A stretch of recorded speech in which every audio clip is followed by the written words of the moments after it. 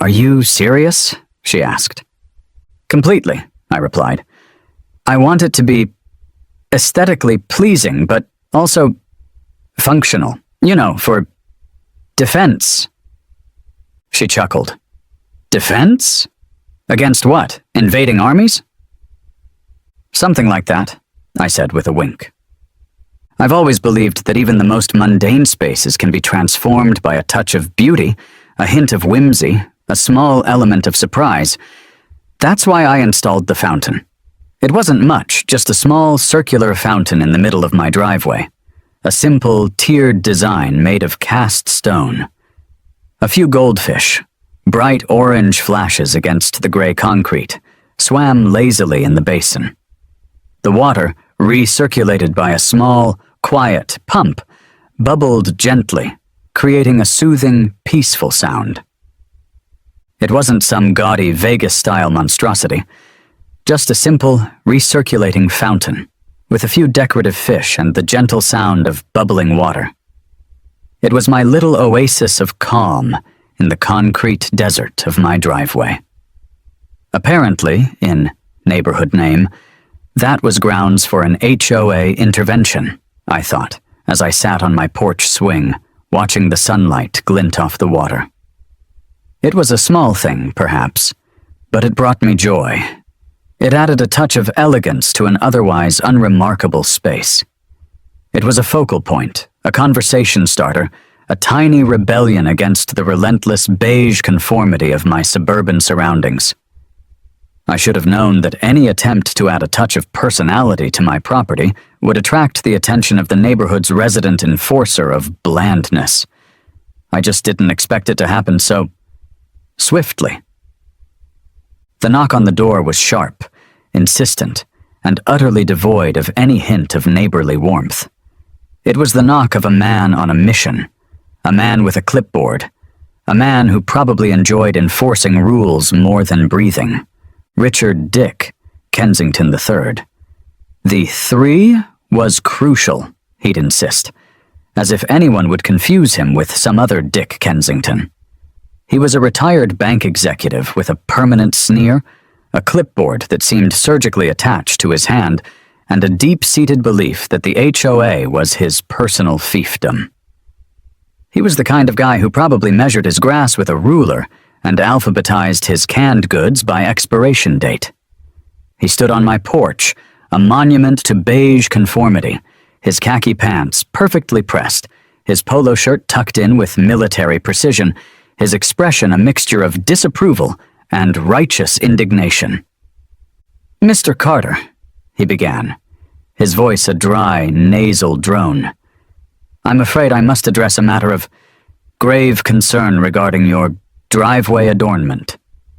He said driveway adornment, as if it were a synonym for festering wound. "It's a fountain, Dick," I replied, trying to keep my voice calm. "It's just a small fountain." "It's an eyesore, Mr. Carter," he retorted, his lips pursing. "It disrupts the uniformity of our neighborhood. It's unnecessary. And frankly, it's simply not in keeping with the established aesthetic of neighborhood name." He gestured vaguely towards the fountain, as if pointing out a particularly offensive piece of graffiti. "It must be removed, immediately." The HOA meeting was a masterclass in petty tyranny. The community center's multi-purpose room, with its beige walls and uncomfortable folding chairs, was filled with the usual suspects. The retirees, the busybodies, and the handful of Dick Kensington's loyal followers, all eager to witness my public shaming. Dick, perched at the head table like a judge presiding over a trial, launched into a prepared speech about the importance of maintaining a harmonious streetscape and the detrimental impact of my unauthorized water feature. He projected photos of my fountain onto a screen, as if presenting evidence of a crime. "This fountain," he declared, his voice dripping with disdain, "is a blatant violation of our community guidelines. It's too ornate. It's too watery. It simply does not blend in with the surrounding driveways. He said blend in, as if it were the highest aspiration of any homeowner. This is absurd, I thought, my internal monologue growing increasingly sarcastic. My little fountain is a threat to the neighborhood? It's a few fish and some bubbling water, Dick. It's not Niagara Falls. He went on to cite obscure bylaws, misinterpret zoning regulations, and generally paint a picture of my fountain as a disruptive, dangerous, and aesthetically offensive addition to the neighborhood. There were other matters discussed, of course. Mrs. Gable was in trouble for having a bird bath that was attracting unapproved avian species, and Mr. Henderson was facing censure for planting non-native petunias. I tried to reason with them. I explained that the fountain was water-conserving, that it recirculated the water, that it actually added value to the property. I pointed out that it was far less intrusive than some of the other decorations I'd seen in the neighborhood, including a particularly garish collection of inflatable holiday figures that remained up year-round. But my arguments fell on deaf ears. Dick Kensington III was not interested in reason, in logic, or in the concept of compromise. He was interested in rules, in regulations, and in enforcing his narrow vision of suburban perfection upon everyone within his reach. The motion to demand the removal of my fountain passed with a near unanimous vote. Dick banged his gavel, a smug smile spreading across his face. I received the official HOA notice a few days later, a crisp white envelope containing a sternly worded letter and a threat of escalating fines. I had 30 days to remove the unauthorized water feature, or face the consequences. I stood in my driveway, staring at the fountain, the gentle bubbling of the water now sounding like a mocking reminder of my defeat. I could comply, of course. I could dismantle the fountain, fill in the basin, and return my driveway to its previous state of bland conformity. But something inside me rebelled. This wasn't just about a fountain. It was about principle. It was about the right to enjoy my own property, to express my own individuality, without being harassed by a power-hungry, aesthetically obsessed tyrant. If Dick wanted the fountain gone, fine, but I wasn't going to just fill in the space with concrete. I was going to replace it with something bigger, something bolder, something wetter, I thought, a new idea, audacious and wonderfully subversive, beginning to take shape in my mind. A moat. A full-blown medieval-style moat surrounding my driveway. It was a water feature, technically. It was a way to exploit the HOA's lack of foresight, their failure to anticipate the sheer, unadulterated pettiness of a homeowner pushed too far. And it was, without a doubt, the most gloriously inappropriate response to Dick Kensington's demand for uniformity that I could possibly imagine. Dick Kensington III, you want a war on water features? You've got one. Prepare to be moatified, I declared internally, a surge of defiant energy coursing through me. It was time to escalate. It was time to fight back. It was time to build a moat. My decision to build a moat around my driveway was not a spur-of-the-moment whim. It was a calculated act of defiance, a carefully planned escalation in my ongoing war with Dick Kensington and the HOA. And, like any good military campaign, it required research. I delved into the world of moats, researching their history, their construction, and their various defensive features. I learned about wet moats, dry moats, drawbridges, and the importance of a properly angled glacis, the sloping bank leading up to the moat. I studied diagrams of medieval castles, watched documentaries about siege warfare, and even, briefly, considered adding a portcullis to my driveway entrance. I decided against it, mostly because I couldn't figure out how to operate it remotely. My browser history went from driveway fountain ideas to medieval moat construction and are alligators legal pets in state? In record time, I chuckled, as I navigated the surprisingly vast online resources dedicated to medieval fortifications. I discovered that building a moat, while certainly unusual in a modern suburban setting, was not as complicated as I'd initially imagined. It was basically just a large, water-filled ditch with a few added flourishes for dramatic effect.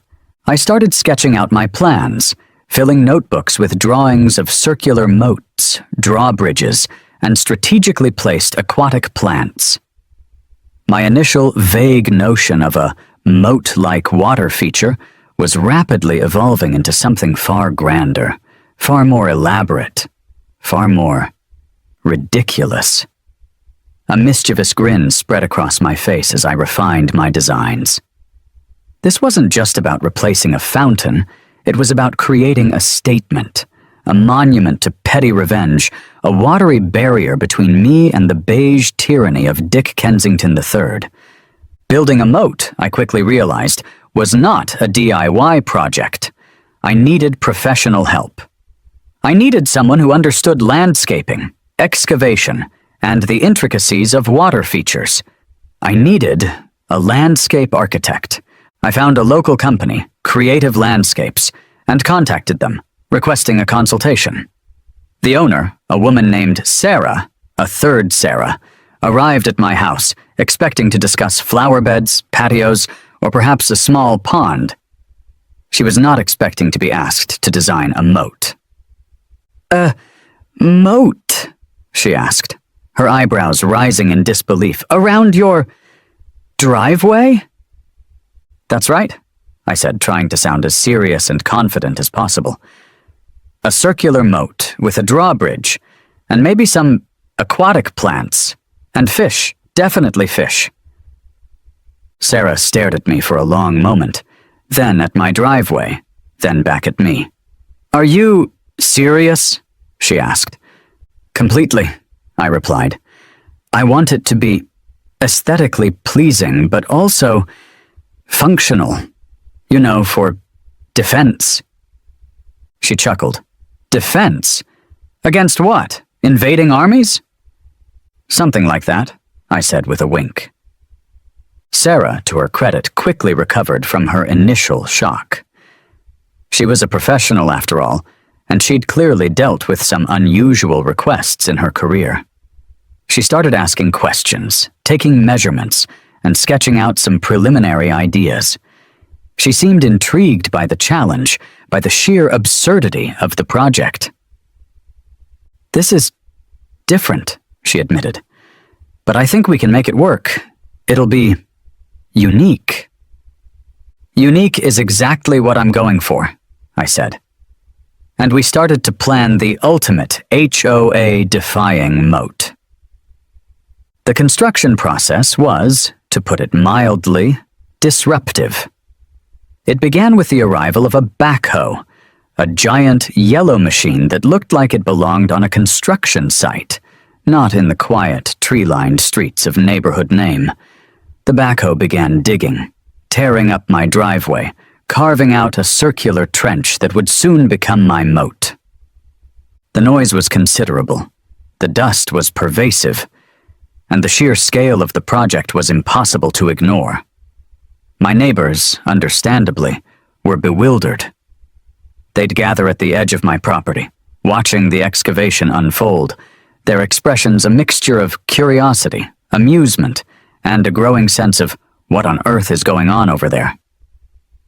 Children pointed and gasped, dogs barked, and even the teenagers, normally glued to their phones, seemed intrigued. The construction crew, initially confused by my request, now seemed to be enjoying the project, taking pride in their creation of the most unusual water feature in suburban history. Dick Kensington, of course, was apoplectic. He'd storm over, his face a mask of fury, and demand to know what I was doing. "I'm replacing the fountain, Dick," I'd reply with a perfectly innocent smile.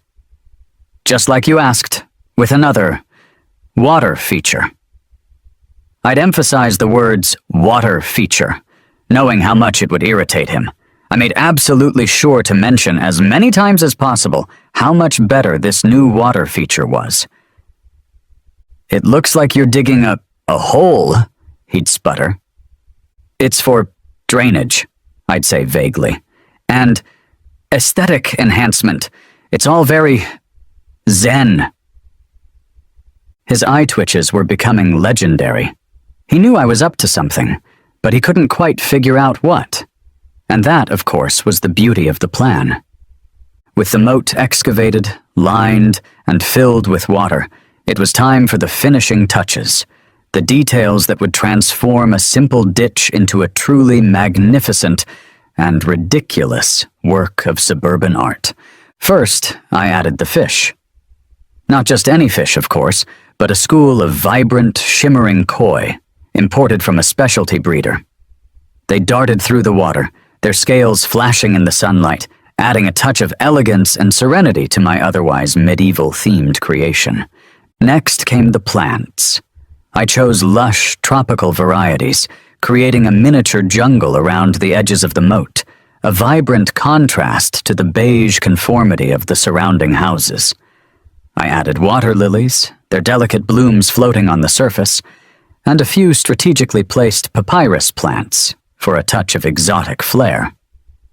And then, of course, there was the drawbridge, a small wooden structure spanning the moat and leading to my front door. It was mostly decorative, but it did actually lift up and down, thanks to a cleverly concealed electric winch. I wasn't about to haul it up and down by hand every time I wanted to leave the house. But the final crowning touch, the detail that truly elevated the project to a new level of absurdity, was the gondola. A tiny, one-person gondola painted a bright, cheerful red and complete with a miniature oar.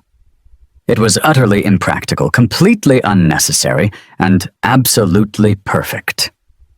It was magnificent, it was ridiculous, it was perfect. And it was all completely 100% HOA loophole exploiting, as far as I could tell, I thought, surveying my completed creation. It was a moat fit for a king, a watery barrier against the forces of HOA tyranny, and a testament to the power of petty revenge. And I couldn't wait to see Dick Kensington's reaction. The unveiling of my driveway moat was a moment I'd been eagerly anticipating, and Dick Kensington's reaction did not disappoint. I'd made sure to complete the final touches, the placement of the koi, the positioning of the gondola, the raising of the drawbridge, just before Dick's usual afternoon inspection of the neighborhood.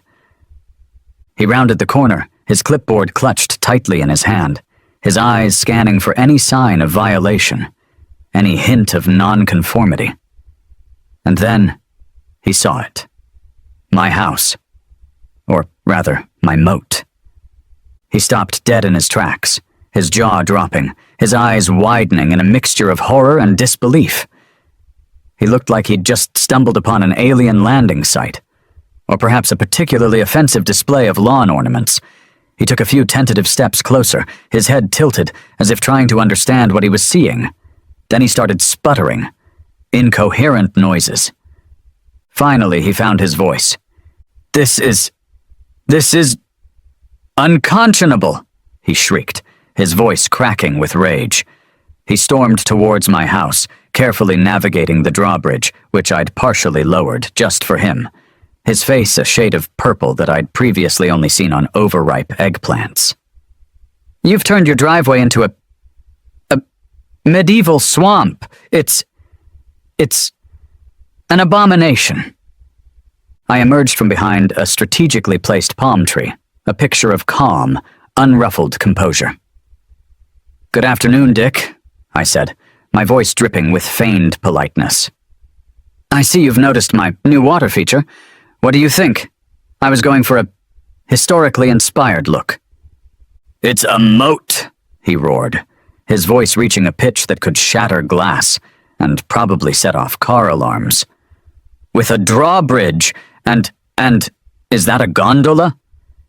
He pointed a trembling finger at the tiny red gondola, bobbing gently in the water. "It's for recreational purposes, Dick," I explained gently. and for transporting groceries. Very efficient.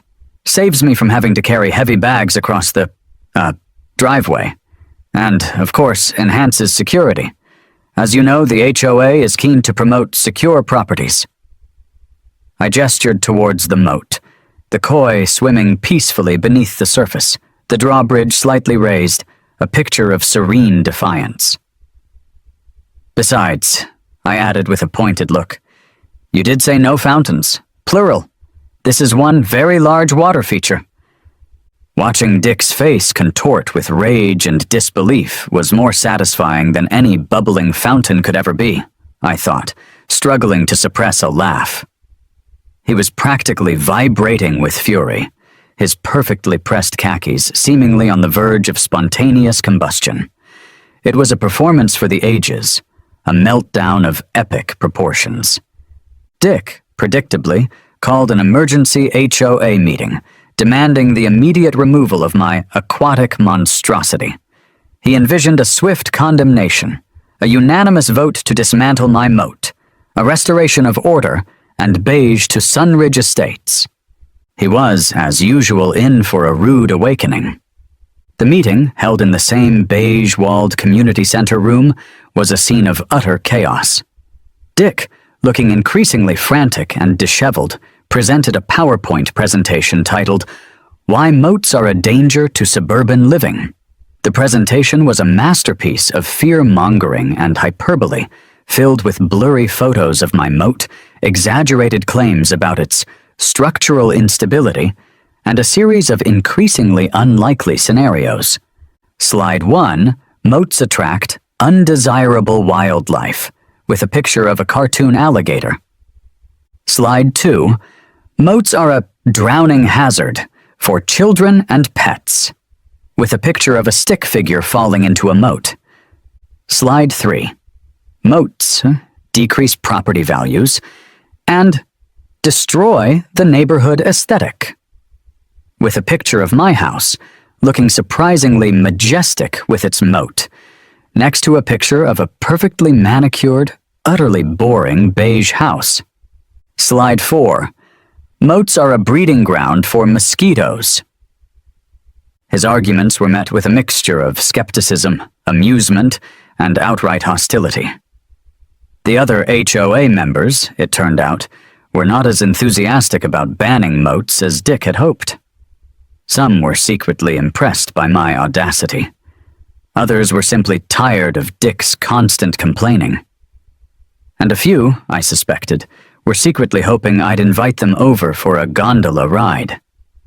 While Dick fumed and plotted, the rest of the neighborhood was embracing my moat with open arms. What had started as a source of curiosity and amusement quickly became a point of local pride, a quirky landmark, a symbol of Sunridge Estates' slightly rebellious spirit. Families would stroll by in the evenings, admiring the koi fish, the lush tropical plants, and the mostly decorative drawbridge. Children would pretend to be knights, defending the castle from imaginary invaders. Teenagers started using the moat as a backdrop for their social media posts, posing in front of it, striking dramatic poses, and generally adding to the growing legend of the driveway moat. Even some of the older residents, the ones who'd initially sided with Dick, started to come around, admitting that the moat was rather attractive and added a certain je ne sais quoi to the neighborhood. And then, the ultimate betrayal, for Dick at least. A neighbor, Mrs. Gable, of previous Petunia and wind chime fame, approached me with a request. "My grandson, Timmy," she said, "is having a pirate-themed birthday party next week, and he's absolutely obsessed with your moat. Would you mind if we used it for the party?" Of course, I agreed. How could I refuse?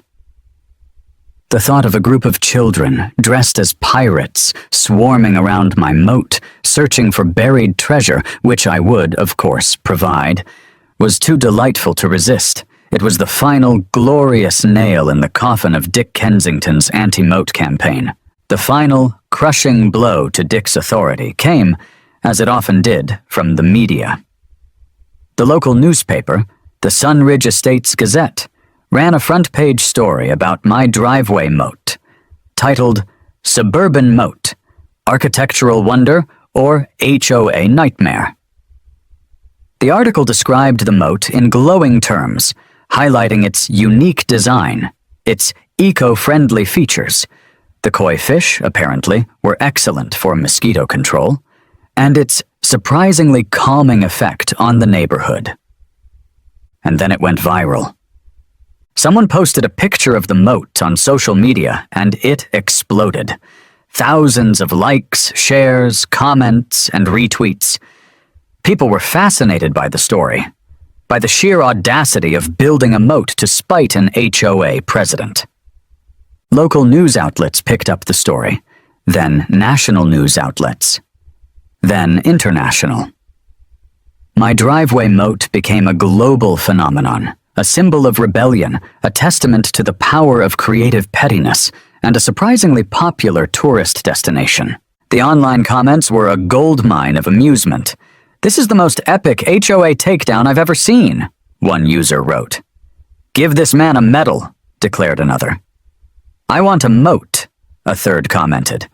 The local historical society contacted me. They didn't have any specific historical grounds, but felt the moat was a whimsical tribute to medieval architecture, and wanted to add it to their list of interesting local buildings. Dick Kensington, meanwhile, was reportedly fuming, issuing increasingly desperate pronouncements about the decline of Western civilization and the urgent need to restore order and beige to Sunridge Estates. But nobody was listening. The moat had won, and Dick Kensington had lost. Big time. Dick Kensington, fueled by a potent mixture of rage and humiliation, did not go down without a fight. He attempted, with the fervor of a drowning man clinging to a beige-colored life raft, to rally the remnants of his HOA forces against my moat. First, he tried to pass new rules, retroactive rules, specifically banning moats, drawbridges, and any other medieval-themed water features within Sunridge Estates. But it was too late. My moat, having been constructed before any such rule existed, was grandfathered in. It was a legal, pre-existing, non-conforming structure, protected by the very bylaws Dick had so often used to terrorize others. Then, he tried legal action. He threatened to sue me, to sue the landscape architect, to sue even the koi fish, if necessary. But his lawyer, the ever-patient Mr. Henderson, informed him, in no uncertain terms, that he didn't have a legal leg to stand on. My permits were in order, my construction was up to code, and my moat, however ridiculous, was perfectly legal. Finally, in a last-ditch effort, he appealed to the city, claiming that my moat was a public safety hazard, a drain on city resources, and an aesthetic blight on the community. But the city, far from condemning my creation, actually embraced it. They saw the moat as a quirky, unique attraction, a potential tourist destination, and a testament to the city's slightly exaggerated commitment to artistic expression. They even sent me a letter of commendation, praising my innovative landscaping and my dedication to enhancing the beauty of our city. The end for Dick Kensington came swiftly and decisively. He resigned from the HOA, his letter of resignation a masterpiece of passive-aggressive self-pity. He blamed everyone but himself for his downfall, claiming he was the victim of a coordinated campaign of harassment, a neighborhood-wide conspiracy to undermine his authority, and a general decline in standards of decency and good taste. Nobody bought it. His departure was met with a collective sigh of relief, followed by a spontaneous neighborhood celebration held naturally around my driveway moat. The reign of terror was over. The beige dictatorship had fallen, and Sunridge Estates was, finally, free to embrace the joy of, well, whatever they wanted, as long as it didn't involve harassing people about their welcome mats or their fountains. To commemorate my victory, and to ensure that the spirit of the Moat lived on, I instituted an annual tradition, the Driveway Moat Pirate Festival. It was a glorious, ridiculous, and utterly unforgettable event. Neighbors dressed up as pirates, knights, and medieval peasants. We held mini-canoe races in the moat, using the gondola and a few inflatable rafts. We had a treasure hunt for the kids, with clues hidden around the neighborhood and a grand prize of a plastic, gold-plated doubloon. The local bakery, always eager to capitalize on a local trend, created Moat cakes, miniature chocolate cakes shaped like castles and decorated with edible blue frosting water. We even had a best-dressed pirate contest, judged by a panel of slightly bewildered local dignitaries. It was a celebration of community, a testament to the power of creativity, and a giant collective screw you to Dick Kensington and his beige-loving tyranny. It was also, I have to admit, a lot of fun. The Pirate Festival became a beloved neighborhood tradition, a yearly reminder that even in the most restrictive of environments, a little bit of imagination and a whole lot of pettiness can go a long way. With Dick gone, the HOA was a shell of its former self. Most residents simply ignored it, and it withered. Any attempts to enforce old rules were met with mockery, and people started doing what they wanted with their homes. And so I remained, the unlikely lord of my driveway moat, the accidental champion of suburban freedom. My house, once just another beige box in a row of beige boxes, was now a landmark, a symbol of victory, a testament to the power of creative landscaping. It was a warm summer evening.